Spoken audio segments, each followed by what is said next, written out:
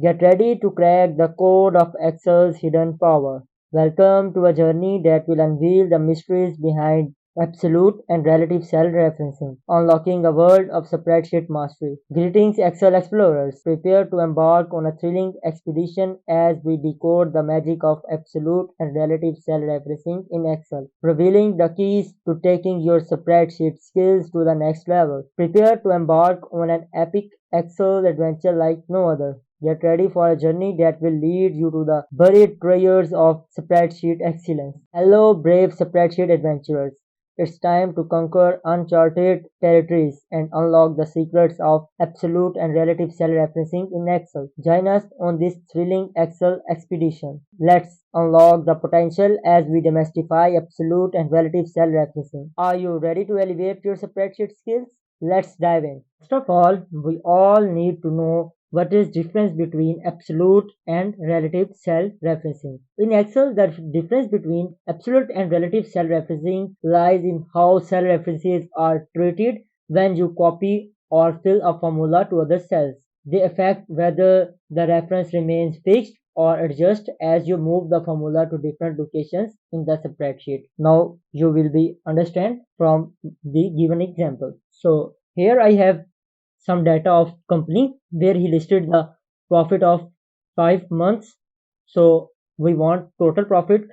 What we will do, we just enter simple formula of sum. So parenthesis start. Here I select all the data. Parenthesis close. Enter. Like see, we get the sum. If I drag down it, so what will he do? It will copy same the pattern of formula which I have used in the first cell like this. See, if I coming down in the row, so it is just row number changing, but our reference is remaining same. This is called relative cell referencing, in which no cell address remains fixed. As you see, in every cell address I go, each formula is updated with new row number.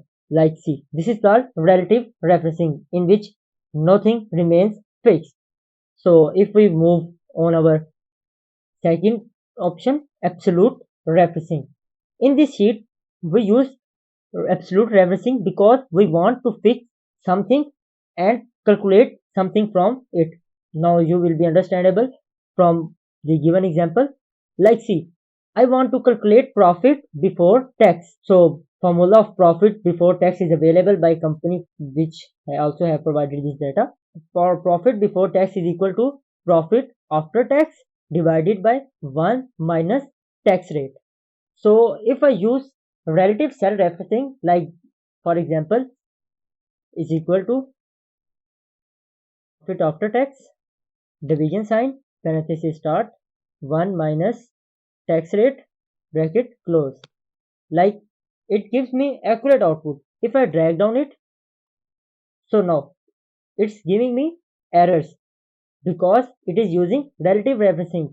Like it copies pattern of my first formula. Like if I go to there, see, he copied the left side of cell and above one down. Same he did for all others. Here is some text, so that's why it's giving error. Same thing it's doing for all the numbers. So here we use absolute referencing. We just want to fix tax rate TR for all the values, and we want to change in the value of profit after tax.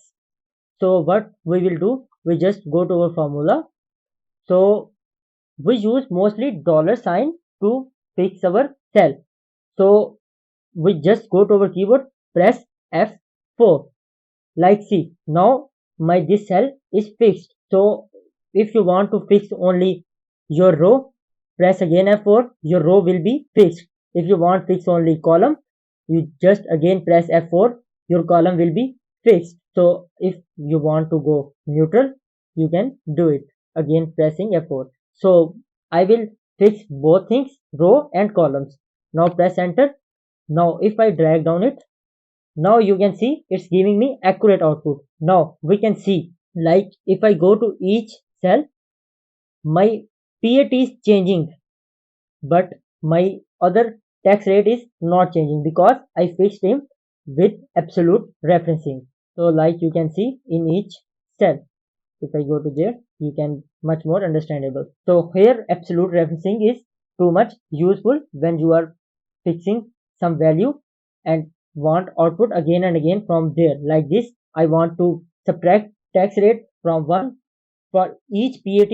So I just fixed it and drag down the formula. So it's too much helpful and time saving method for me. Thank you for joining us on this exciting Excel journey.